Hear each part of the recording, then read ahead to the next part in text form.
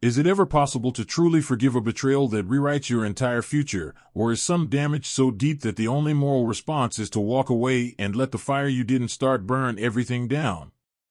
They say the most dangerous person in the world is the one who has nothing left to lose, but I've learned that there's someone even more terrifying. The person who believes their own lies so deeply that they'll destroy you just to keep the fantasy alive. My name is Mark, and for 5 years, I thought I was living the prologue to a beautiful life. My wife, Elena, was the kind of woman who commanded a room without saying a word, elegant, sharp, and seemingly devoted. When she told me she was pregnant, I felt a level of purpose I hadn't known existed. I spent months building a nursery with my own hands, sanding down the crib rails until they were smooth as silk, imagining the life we were about to start. But looking back now, the red flags weren't just waving, they were screaming. I remember the way she'd tilt her phone away whenever I walked into the kitchen, a subtle, almost mechanical gesture she probably didn't even realize she was doing. Or the way she suddenly became hypercritical of my lack of ambition, a classic psychological tactic called deflection. When someone is harboring guilt, they often project flaws onto their partner to justify their own wandering heart. It's a way of balancing the internal scales. I'm doing something bad, but you're a bad husband, so it's even. The breaking point didn't come from a dramatic confrontation or a late-night phone call. It came from a routine prenatal screening. Because of some minor health history on my side, the doctor suggested a series of genetic tests. Elena fought it. She said I was being paranoid about perfect health, and her reaction was so visceral, so disproportionate to the request, that a cold pit formed in my stomach. A woman who has nothing to hide doesn't treat a medical test like a death sentence. When the results came back, I wasn't looking for a paternity match. I was looking for markers. But there it was, buried in the data, a genetic impossibility. Based on our blood types and the specific markers shown, there was a 0% chance I was the biological father. 0.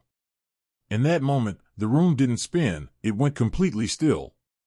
It's a strange phenomenon in psychology where extreme trauma can cause a sense of hyperlucidity. I could see the dust motes dancing in the light, hear the ticking of the clock in the hallway, and I realized that every I love you for the last year had been a calculated performance. I didn't scream. I didn't cry. I went home and sat at the kitchen table with the papers spread out.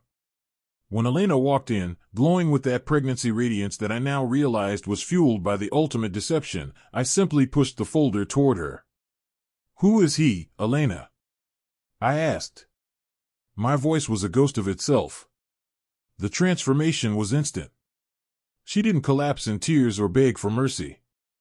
Instead, her face contorted into something I didn't recognize. Her eyes, usually so soft, became cold and predatory. This is what we call narcissistic rage. When a person's false self-image is threatened, they don't feel guilt, they feel an intense, violent need to reassert control. "You went behind my back," she hissed, ignoring the question entirely. "You spied on me?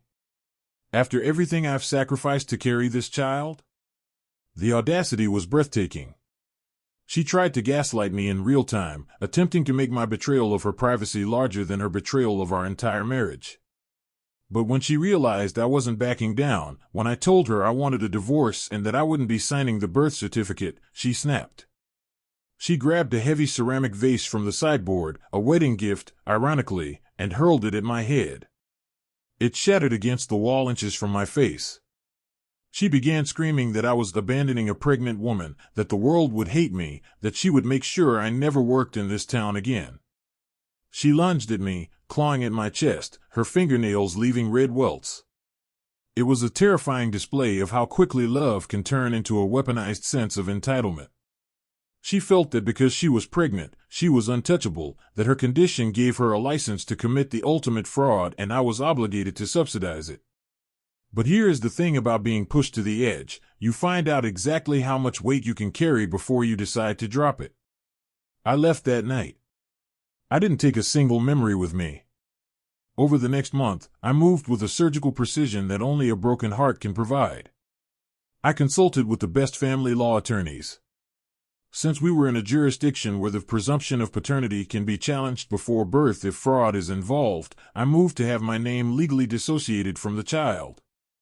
I discovered she had been funneling money from our joint savings into a private account, likely for her and the real father, a former colleague of hers I later identified. I didn't just leave, I dismantled the life she thought she could trap me in. I sold the house, which was in my name from before the marriage, and gave her the legal minimum required by our prenuptial agreement, which, thanks to an infidelity clause she thought I'd never use, was practically nothing. The day I dropped the final papers off at her new, cramped apartment, she looked at me with genuine confusion. She actually asked, "How could you be so cruel to someone you loved?" She still didn't get it. Cruelty isn't leaving a liar to face the consequences of their choices. Cruelty is letting someone build a nursery for a child that isn't theirs.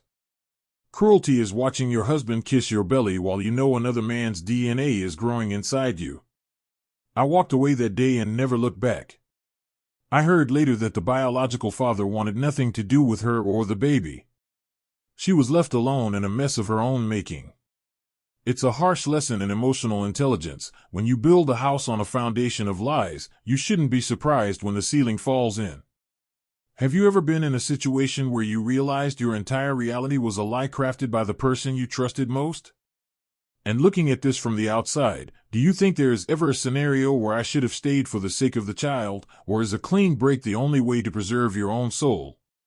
In the end, I learned that you cannot save people from themselves, and you certainly shouldn't set yourself on fire just to keep a liar warm. Accountability isn't meanness, it's the only way the world stays balanced. What would you have done if you found that genetic report in your hands? Would you have stayed to fight, or would you have walked out into the cold, silent air of freedom, just like I did?